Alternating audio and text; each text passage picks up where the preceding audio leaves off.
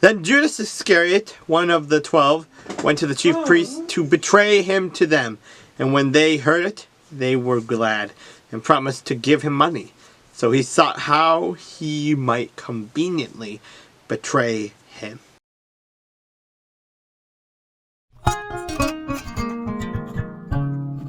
The burden against Damascus. Behold, Damascus will cease from being a city, and it will be a ruinous heap. The cities of Aroer are forsaken. They will be for flocks which lie down, and no one will make them afraid. The fortress also will cease from Ephraim, the kingdom from Damascus, and the remnant of Syria. They will be as the glory of the children of Israel, says the Lord of hosts. In that day it shall come to pass that the glory of Jacob will wane, and the fatness of his flesh grow lean. It shall be as when the harvester gathers the grain, and reaps the heads with his arm. Shall be as he who gathers heads of grain in the valley of Rephaim. Yet gleaning grapes will be left in it. Like the shaking of an olive tree, 2 or 3 olives at the top of the uppermost bough, 4 or 5 in its most fruitful branches. It says the Lord God of Israel, in that day a man will look to his Maker, and his eyes will have respect for the Holy One of Israel. He will not look to the altars, the work of his hands.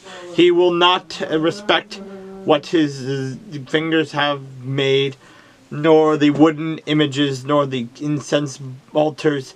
In that day his strong cities will be as a forsaken bough and an uppermost branch, which they left because of the children of Israel. And there will be desolation, because you have forgotten the God of your salvation, and have not been mindful of the rock of your stronghold.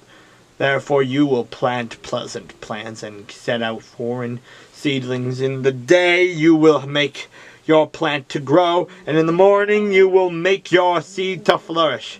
But the harvest will be a heap of ruins in the day of grief and desperate sorrow. So woe to the multitude of many people who make a noise like the roar of the seas, and to the rushing of nations that make a rushing like the rushing of mighty waters. The nations will rush like the rushing of many waters, but God will rebuke them, and they will flee far away, and be chased like the chaff of the mountain before the wind, like a rolling thing before the whirlwind. Then behold, an eventide, a trouble, and before the morning he is no more.